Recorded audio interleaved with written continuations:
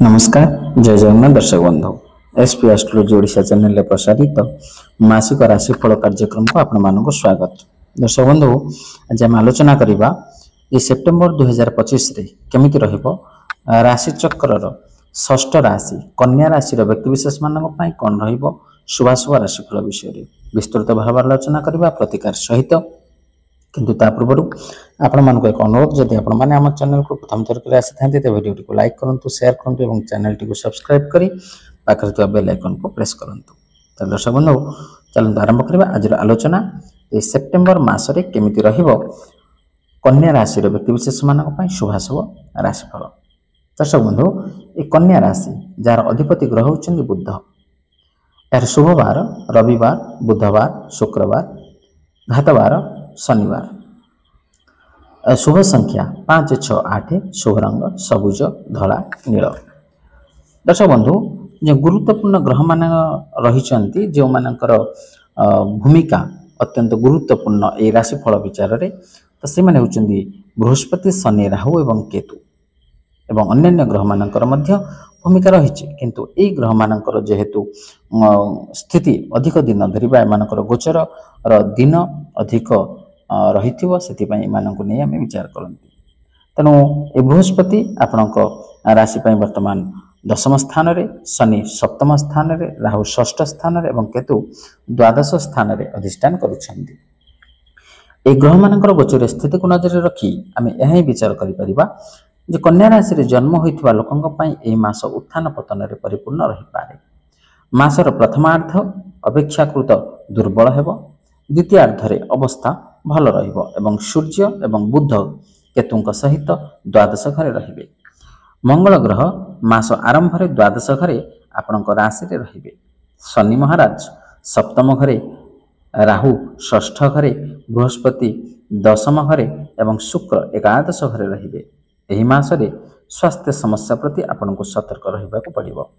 स्वास्थ्य समस्या मास आरंभ रे आपनको असुविधा रे पकाई पारे। आर्थिक मामला रे मध्य खर्च बढ़िबो किंतु पूर्व अपेक्षा रोजगार अनुकूल रहिबो। कार्यक्षेत्र विषय रे कहबाकू गले आपण चाकरी रे निजर अभिज्ञतार लाभ पाइबे किंतु अत्यधिक अहंकारी एवं अत्यधिक आत्मविश्वासी हंतु नाही। चाकरी करुथुवा लोक माने सेमानको उच्च कर्मचारी समर्थन पाई परिबे। व्यवसाय करुथुवा लोकन पई यह एक कष्टदायक समय हेबो। मंगल एवं शनि प्रभाव व्यवसाय रे उन्नति एवं अवनति घटाइबो। आपणकर संपर्क अनुकूल रहिबो किंतु परवर्ती समय रे समस्या उपजि पारे।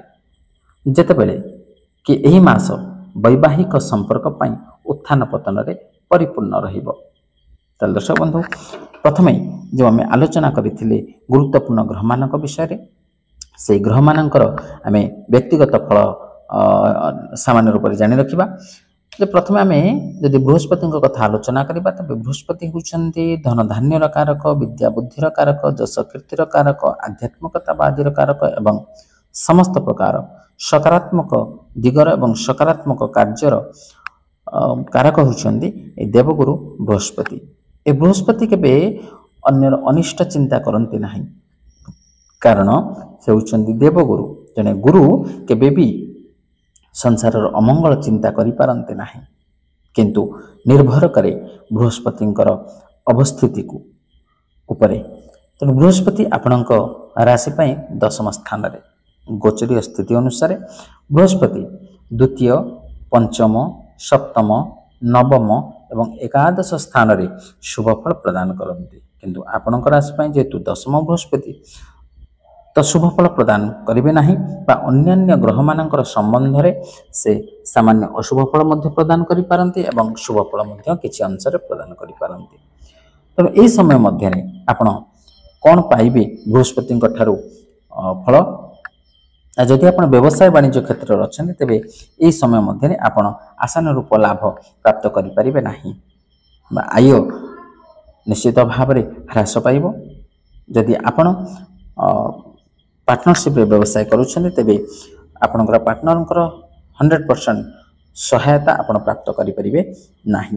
तेणु आपण धैर्यर सहित व्यवसाय रे तिष्ठि रुहंतु ନିଶ୍ଚିତ ଭାବରେ ସଫଳତା ପ୍ରାପ୍ତ କରିବେ। ଯଦି ଆପଣ ସେୟାର ମାର୍କେଟରେ ଅର୍ଥ ବିନିଯୋଗ କରୁଛନ୍ତି ତେବେ ଏହି ସମୟ ଆପଣଙ୍କ ପାଇଁ ଏକ ପ୍ରତିକୂଳ ସମୟ ହୋଇପାରେ। ତେଣୁ ଆପଣ ବୁଝି ବିଚାରି କାର୍ଯ୍ୟ କରନ୍ତୁ ବା ଅର୍ଥ ବିନିଯୋଗ କରନ୍ତୁ, ନହେଲେ ଆପଣ ଆର୍ଥିକ କ୍ଷେତ୍ରରେ ଦୁର୍ବଳ ହୋଇପାରନ୍ତି ବା ଆକସ୍ମିକ ଭାବରେ ଆପଣଙ୍କର ଅର୍ଥ କ୍ଷୟର ସମ୍ଭାବନା ମଧ୍ୟ ରହିଛି।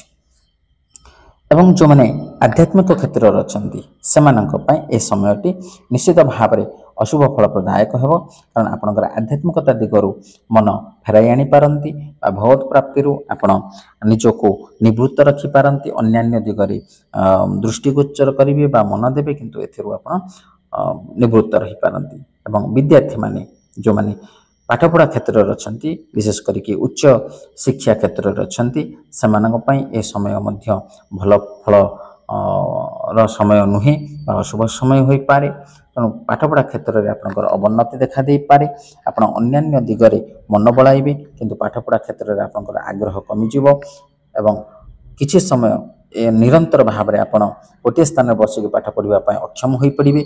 ଏବଂ ନୂତନ ନୂତନ ଶାସ୍ତ୍ର ପଢ଼ିବାକୁ ଯେତେବେଳେ ଆପଣ ପସନ୍ଦ କରୁଥିଲେ, କିନ୍ତୁ ବର୍ତ୍ତମାନ ସମୟରେ ଆପଣ ସେଥିରୁ ନିବୃତ୍ତ ରଖିପାରନ୍ତି ନିଜକୁ ବା ଆଗ୍ରହ କମିଯାଇପାରେ। ଯେଉଁ ପରୀକ୍ଷା ବା ଇଣ୍ଟରଭ୍ୟୁ ଦେଉଛନ୍ତି ସେଥିରେ ମଧ୍ୟ ଆପଣ ସାମାନ୍ୟ ରୂପରେ ନିଜର ଆଶାନୁରୂପ ଫଳ ପ୍ରାପ୍ତ କରି ନ ପାରନ୍ତି। ଏବଂ ଯେଉଁମାନେ ରହୁଛନ୍ତି ବା ଯଶ କୀର୍ତ୍ତି କ୍ଷେତ୍ରରେ ପ୍ରାପ୍ତ କ୍ଷେତ୍ରରେ ମଧ୍ୟ ଏ ସମୟଟି ଆପଣଙ୍କ ପାଇଁ ଭଲ ନ ହୋଇପାରେ। ତେଣୁ ନିଜ ଉପରେ ରଖନ୍ତୁ, ବିଶ୍ୱାସ ରଖନ୍ତୁ, ଦୃଢ଼ ମନୋବଳ ରଖନ୍ତୁ ଏବଂ ଆତ୍ମବିଶ୍ୱାସକୁ ଦୃଢ଼ କରନ୍ତୁ, ଦେଖିବେ ନିଶ୍ଚିତ ଭାବରେ ଶୁଭ ଫଳ ପ୍ରାପ୍ତ କରିବେ। ଏବଂ ଦ୍ୱିତୀୟରେ ଯଦି ଆମେ ଶନିଙ୍କ କଥା ଆଲୋଚନା କରିବା, ତେବେ ଶନି ଆପଣଙ୍କ ରାଶି ପାଇଁ ବର୍ତ୍ତମାନ ସପ୍ତମ ସ୍ଥାନରେ। ତେଣୁ ସପ୍ତମ ଶନି ନିଶ୍ଚିତ ଭାବରେ ଅଶୁଭ ଫଳ ପ୍ରଦାୟକ, କାରଣ ଶନି ଗୋଚର ସ୍ଥିତି ଅନୁସାରେ 4ଟି ସ୍ଥାନରେ ଶୁଭ ଫଳ ପ୍ରଦାନ କରନ୍ତି, ତୃତୀୟ, ଷଷ୍ଠ, ଦଶମ ଏବଂ ଏକାଦଶ। ତେଣୁ ଆପଣଙ୍କ ରାଶି ପାଇଁ ଶନି ଯେହେତୁ ସପ୍ତମ ସ୍ଥାନରେ, ଶନି ହେଉଛନ୍ତି ସତ୍ୟର ଦେବତା, ନ୍ୟାୟର ଦେବତା ଏବଂ କର୍ମକାରକ ଗ୍ରହ। ଯଦି ଆପଣ ସତ୍ ମାର୍ଗରେ ଅଛନ୍ତି, ସତ୍ ପଥରେ ଅଛନ୍ତି, ସତ୍ ଆଚରଣ କରୁଛନ୍ତି, ସତ୍ ସଙ୍ଗ କରୁଛନ୍ତି, ତେବେ ଶନି ଆପଣଙ୍କୁ ନିଶ୍ଚିତ ଭାବରେ ଶୁଭ ଫଳ ପ୍ରଦାନ କରିବ। କିନ୍ତୁ ବର୍ତ୍ତମାନ ବିଶେଷ କରି କର୍ମକ୍ଷେତ୍ରରେ ଆପଣଙ୍କୁ ସାମାନ୍ୟ ରୂପରେ ସମସ୍ୟା କିଛି ଆସିପାରେ ଆପଣଙ୍କ ଉପରେ, ଯେଉଁ ସମସ୍ୟାକୁ ନେଇ ଆପଣ ନିଶ୍ଚିତ ଭାବରେ ଚିନ୍ତିତ ରହିପାରନ୍ତି, ମାନସିକ ସ୍ତରରେ ଅସ୍ଥିର ହୋଇପାରନ୍ତି ଏବଂ କର୍ମକ୍ଷେତ୍ରରେ ଉନ୍ନତି ତ କରିବ ନିଶ୍ଚିତ ଭାବରେ, କିନ୍ତୁ ନିଶ୍ଚିତ ଭାବରେ ସମସ୍ୟା ବହୁଳ ରହିବ। ସେ ସମସ୍ୟାକୁ ଯଦି ଆପଣ ଅତିକ୍ରମ କରି ଆଗକୁ ବଢ଼ିବାକୁ ଚେଷ୍ଟା କରନ୍ତି, ନିରନ୍ତର ଭାବରେ ପ୍ରଚେଷ୍ଟା କରନ୍ତି, ତେବେ ନିଶ୍ଚିତ ଭାବରେ ଶନି ଆପଣଙ୍କୁ ଶୁଭ ଫଳ ପ୍ରଦାନ କରିବେ। ଏବଂ ସପ୍ତମ ଶନି ବିଶେଷ କରିକି ଆପଣଙ୍କର ପତ୍ନୀ ଜନିତ କଷ୍ଟ ମଧ୍ୟ ଏହି ସମୟ ଭିତରେ ଆପଣ ପ୍ରାପ୍ତ କରିପାରନ୍ତି, ପତ୍ନୀ ଜନିତ ଚିନ୍ତାରେ ରହିପାରନ୍ତି, ମାନସିକ ଅସ୍ଥିରତା ଆପଣଙ୍କୁ ଦେଖା ଦେଇପାରେ।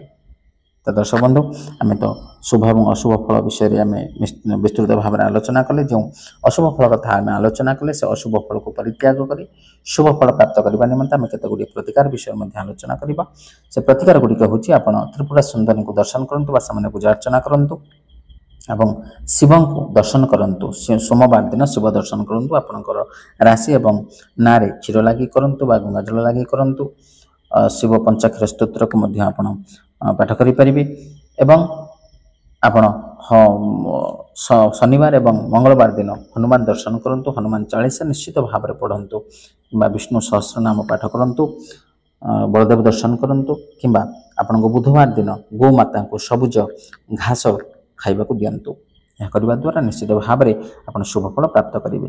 ତାହେଲେ ଦର୍ଶକ ବନ୍ଧୁ, ଆଜି ତ ଆମେ ବିସ୍ତୃତ ଭାବରେ ଆଲୋଚନା କଲେ ଶୁଭ ଏବଂ ଅଶୁଭ ଫଳ ବିଷୟରେ। ତେଣୁ ଯଦି ଭିଡ଼ିଓଟି ଭଲ ଲାଗିଥିବ ତେବେ ଭିଡ଼ିଓଟିକୁ ଲାଇକ୍ କରନ୍ତୁ, ସେୟାର କରନ୍ତୁ ଏବଂ ଆପଣଙ୍କର ସୁଚିନ୍ତିତ ମତାମତ ଦେବାକୁ ଜମା ଭୁଲନ୍ତୁନି। ଆଜି ପାଇଁ ବିଦାୟ ଦିଅନ୍ତୁ। ରହିଲି, ନମସ୍କାର, ଜୟ ଜଗନ୍ନାଥ।